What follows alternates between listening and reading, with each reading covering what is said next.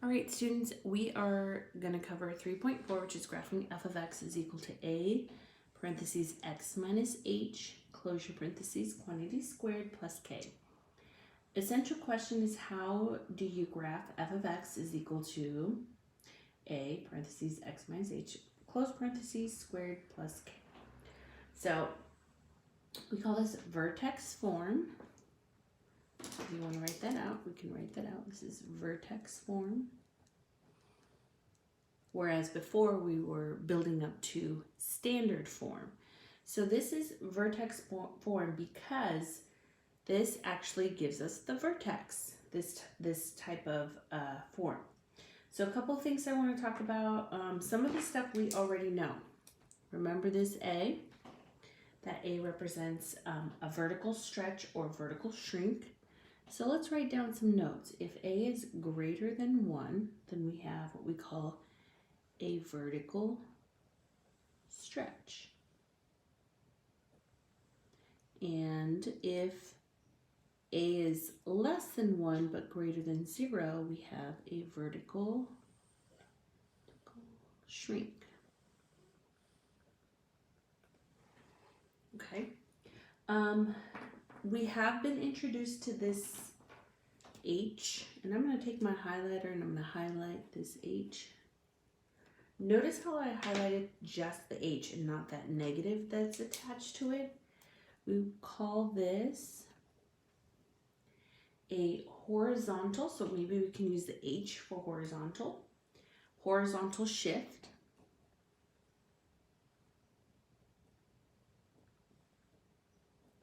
Remember, students, horizontal means that we're running left to right. So horizontal shift left, right.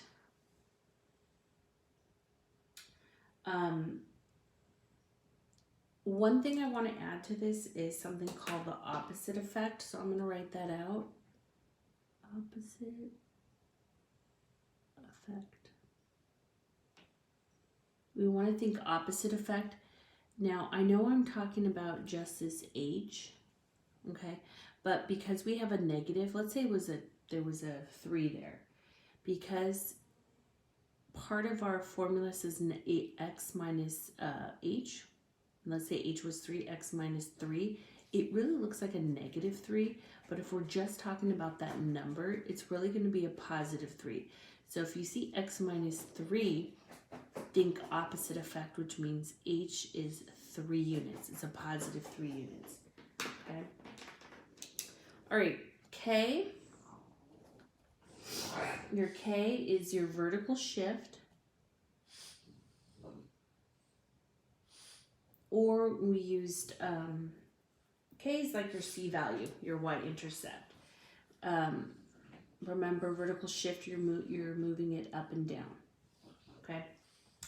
And one other thing I want to talk about was if you wanted to pull off the vertex from this given in vertex form, this is what it would look like. Okay. So if you were given a formula like this and I asked you what is the vertex, you are able to give it to me, because the vertex in vertex form is your h and your k. Your AOS is your h value. So x equals whatever h is. Remember, there's that correlation between those two. So we're able to pull from this type of form your vertex and your AOS. So we're going to do some practicing. So it's asking you to compare g of x to the graph f of x equals x squared. So we are going to use our vocabulary. And next to it, I'm going to talk about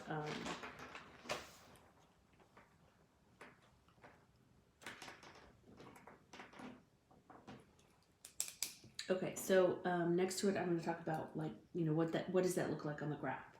So the first thing I notice is my A. It is 1/2, so I know it falls under less than 1 but greater than 0, so we call that a vertical shrink. So let's go ahead and write that out.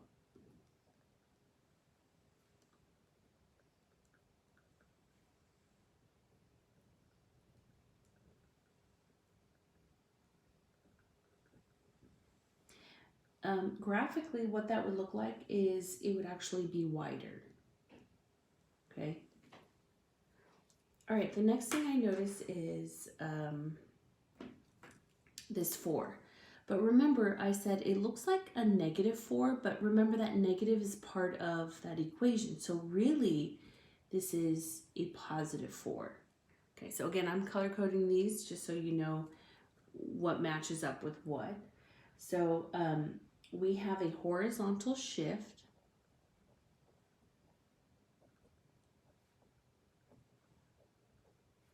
Four units to the right. Horizontal shift 4 units to the right. It's a +4, so think of like the number line.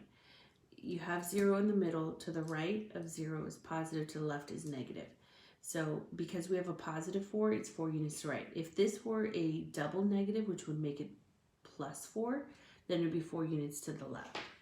Okay, I don't have anything else added to it. There's no negative, so we can't talk about reflection. It is opening up. Okay, we do know that. They're both opening up. And we don't have, it's not shifting up and down. There's no number here, so we don't need to respond to that. And there's your answer.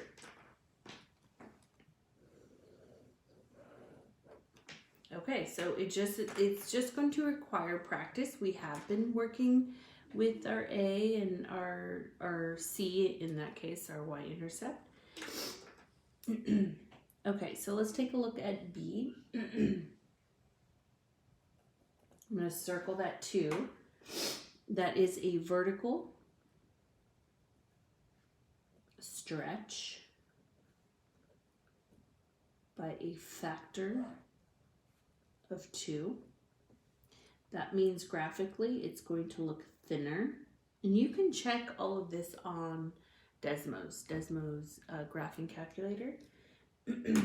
Okay, so here's the tricky part. Remember, this is your H, but whoops, sorry, I meant to circle this entire thing. In order, the formula said a negative, but I have a positive here. So in order to make this a +5, there had to be a double negative. That's why I always said, think when you see a +5, it's really a -5. So think opposite effect. If you see a -4, it's really a +5. Okay? I'm sorry, +4. So this horizontal shift is actually 5 units to the left. Again, in order for us to get a +5, it had to move over 5 units to the left, and there's a double negative there. So let's write that down. Horizontal shift 5 units left.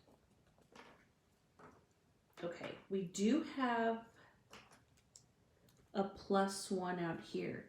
A +1, remember, is a vertical shift up and down.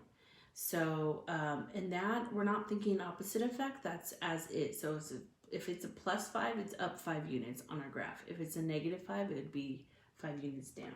So we have a vertical shift, it's a +1, so vertical shift, or translation,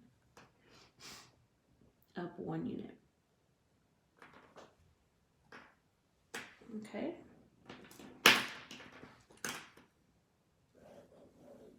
And that's what we're looking for. All right. Find the vertex and the AOS. So these problems I actually pulled out of the textbook. These are odd problems. I think I signed you even. I can't remember. But I just want you to know that we are practicing out of the textbook. So it says find the vertex and the AOS. Remember at the very beginning, I said if it's given to you in vertex form, students, our vertex is going to be our H and our K.